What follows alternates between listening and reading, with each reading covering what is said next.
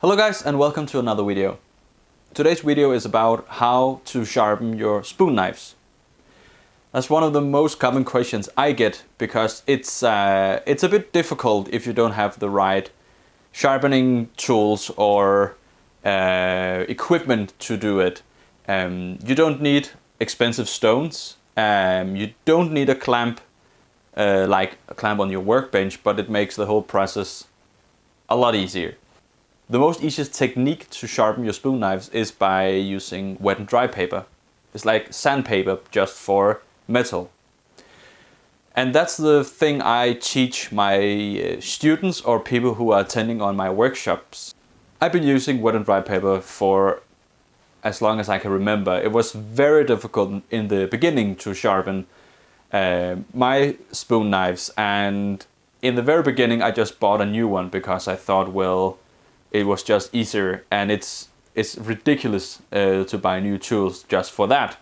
So if you want to be very good and skilled at carving spoons, sharpening is like the most important thing besides having a tool. Wet and dry paper is not expensive. It won't last forever, but it's still, I think, very good value for you to sharpen with. We're going to look at how to sharpen, what to look at. There's some techniques and some reflections you have to look after, so you need some light to see that reflections. I use my workbench, I use the clamp on my workbench to sharpen, which makes it easier, but it's totally possible to do in hand, by hand, but a bit more difficult. But you'll still get some nice results. And then in the end, I'm going to look at if I did a good job. So we're going to test it carving and shaving and look at the edge, if it's very coarse or if it's a very fine line or edge. The Mora 164 is a kind of beginner spoon knife. And I use this for my courses. This is a mass-produced knife. If you look at this one, there's a small bevel there and then a big one, so there's two bevels, and I don't like when you have two obvious, so I want these two bevels to be one, so I want it to be curved. This baby here is a Hans Carlson. You see that this doesn't have those two small bevels. This is totally handmade, so it's easier to make by hand before it's finished. So here I doesn't have to try to remove some ridges and make it curved. It's really curved from the beginning. Maybe hard to see, but it's there. Beautiful made. And then this one is a Robin Wood, open, curved, and it's amazing to work with. This is not totally handmade and not totally mass produced. They also did a nice job to make that bevel more curved. There's 5 different grits I work with. I work with 320 and 600, 1200, 2500 and 5000. So the first thing we have to do, and we have to do it real good, is the first step in the sharpening, and that's the coarse sharpening. If you have tools that are very dull, it's like it doesn't really matter if you proceed too fast, because then you'll just kind of hone and make your bevel super mirror polished, but your edge is still with a micro bevel, which means that it's still dull and it's still very bad. So we have to make a very good kind of foundation, the first steps in the sharpening, which has to be spot on. So I take the 320 grit wet and dry paper and I put this around this flat stick.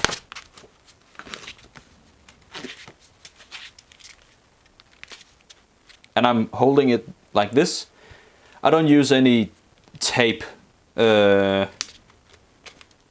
keep it together. I just push with my fingers. It's always a very good thing to have a marker where you're going to sharpen. Now this is mirror polished, so it works very fine, but we're going to make this super bad just by sharpening over again.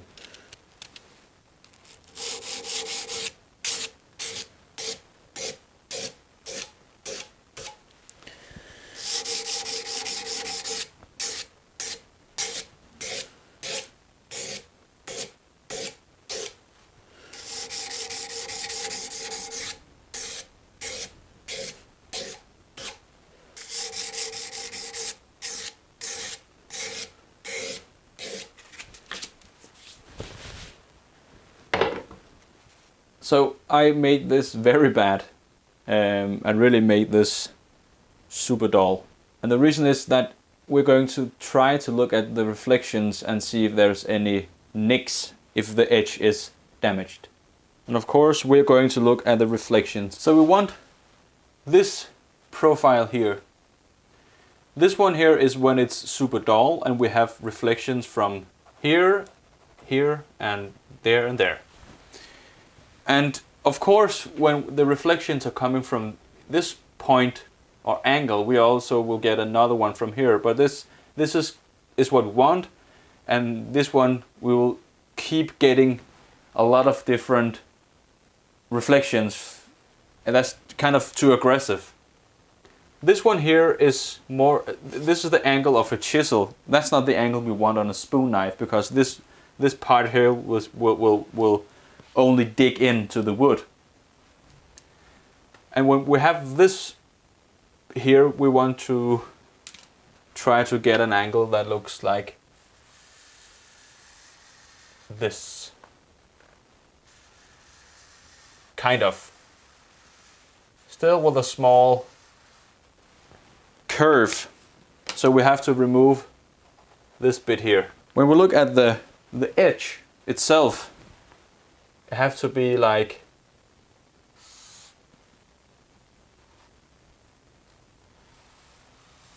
this. This is when we zoom in on it.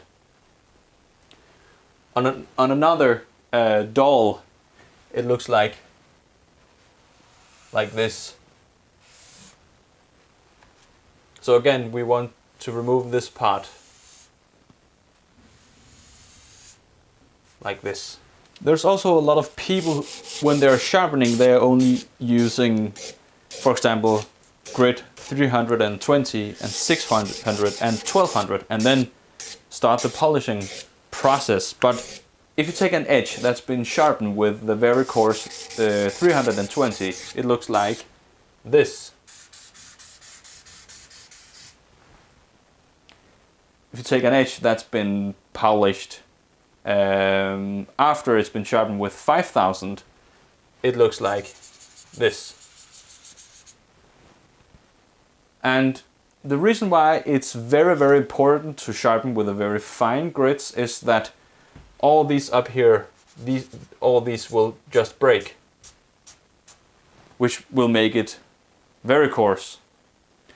So this one, the polished edge, was been sharpened with 320, 600, 1200, 25 and 5000, and then polished, will last longer and is safer to use, because we want to put our strength in the cut without building up tension.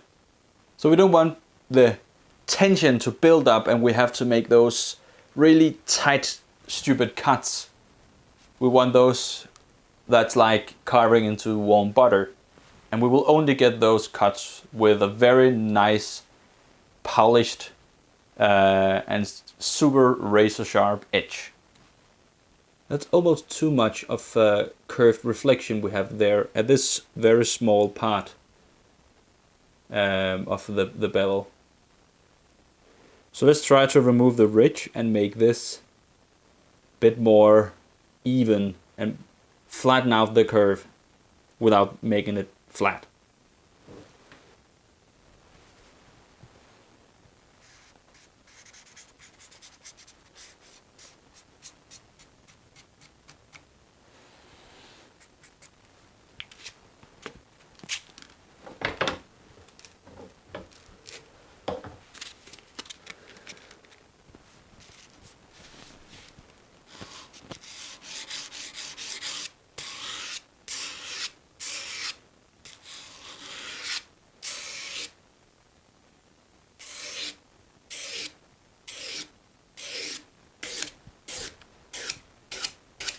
When we're looking for the reflection, it can be a bit difficult if there's only metal. It can make it easier if you put this marker on here. But you have to look very closely when you're working with the different grids, because you can see there's a change in the pattern when you're doubling up from 320 to 600.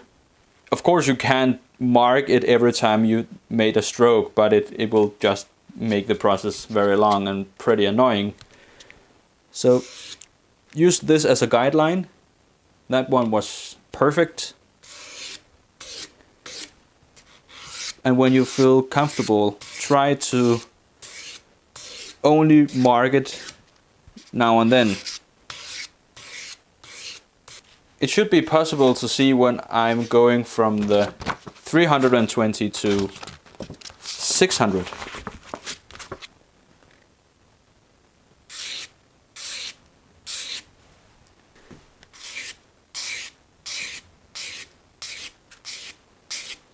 It's almost nothing, but it's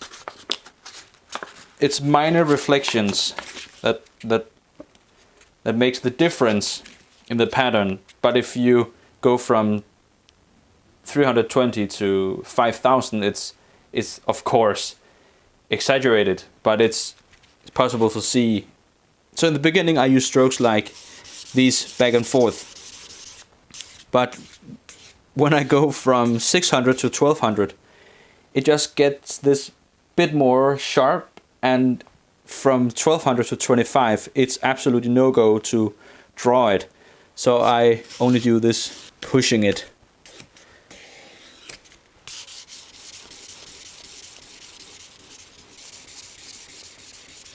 So when I'm doing this and round it and remove it like a bit fast and look for the reflection of the light, the sun or the lights I have in my workshop, I see, oh, did I miss something? Because I see there's a change in the pattern, the scratch pattern. It takes a bit time to learn and actually know what to look for, but when you get it, it makes it very, very easy.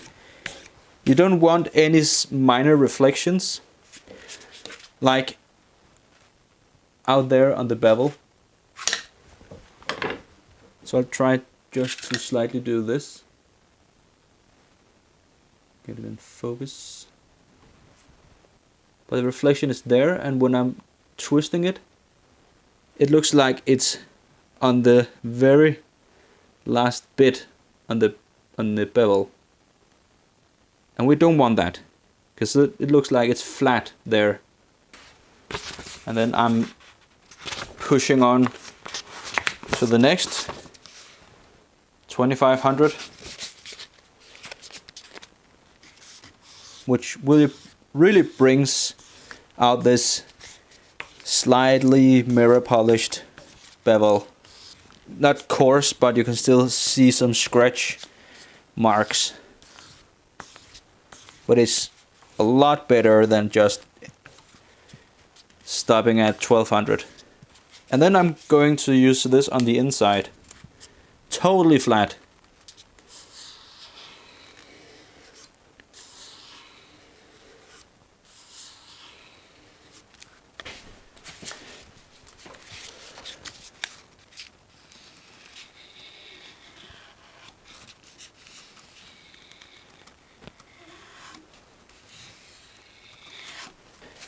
And then I'm I'm going to give it just a few passes on the outside. So slightly or a bit back and forth, and then I'm ready to the 5000 grit process here.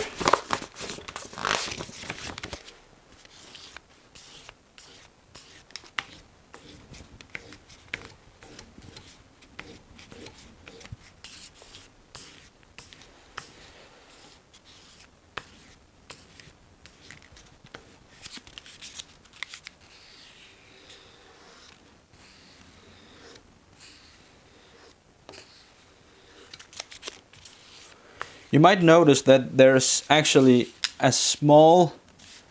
just a small like angle like this.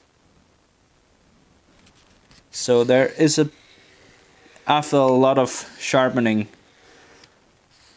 there will be a small micro bevel on the inside, but it's very small. This is just with very, very fine sandpaper or wooden dry paper to remove the burr. So that doesn't really matter. Now that I finished the sharpening with the wet and dry paper, I use this honing board. There's different surfaces on this one, but I use the cured leather, and I put some Tomic compound on it for the polishing. And then I have this dowel that also got some suede leather and the same polishing compound or paste. So same procedure as before.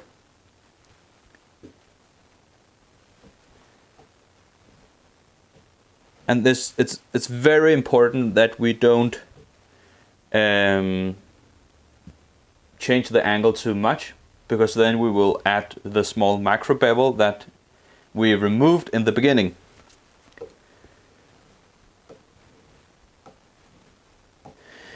And beware, if the material here is too soft, it will also make that kind of micro bevel. So try to don't have too much pressure, and try always to check the angle. The Moro knife 164 here has a very long blade. It's easier on the other ones that look like this robin wood. But here you have to sharpen or polish the blade all the way around.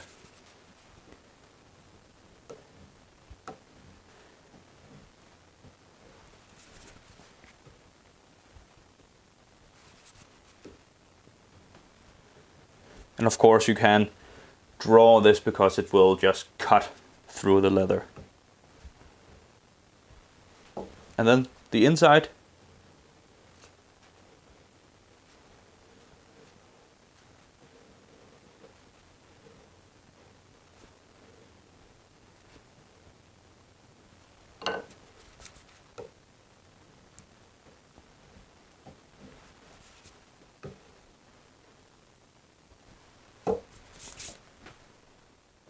Now it should be possible to watch the camera right there. And I think this is okay. I didn't remove a lot of the ridge, but I realized that it's easier for you to watch the difference in the very coarse, sharpened surface there, and then the very nice polished bevel. Let's see how this performs.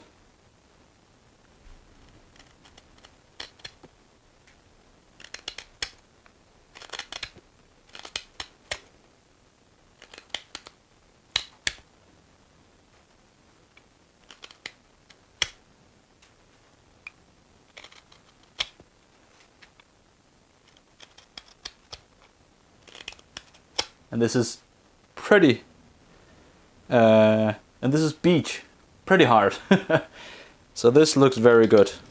And then let's take a look at one of the shavings. We have to look at the edge. Is it very coarse or is it just very, very fine? And this looks pretty good. This is the cut we want. This is very smooth on the edge. Really delicate and really nice. So most of your cuts has to look like the other one. If it look like this, it might be a bit bad if every cut is like the part out there. It is possible to do this by hand, so you can stand like this and then do the sharpening.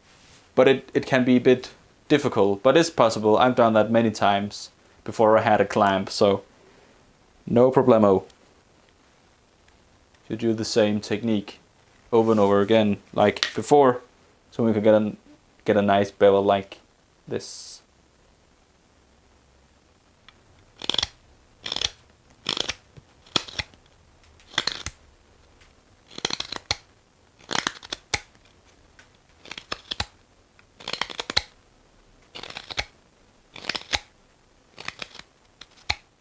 So I hope that you learned a new thing or two. This is the technique I use and have great success with, and I can see that people who have attended at my courses or my online courses also get great results too. It's not expensive and it doesn't really take up a lot of space in your workshop or in your living room or kitchen or where you are doing your spoon carving. But it is a very nice technique and very nice meditating thing to do, and you still get some nice results. So if you got any questions or anything else, throw a comment and I'll answer as good as I can. Take care.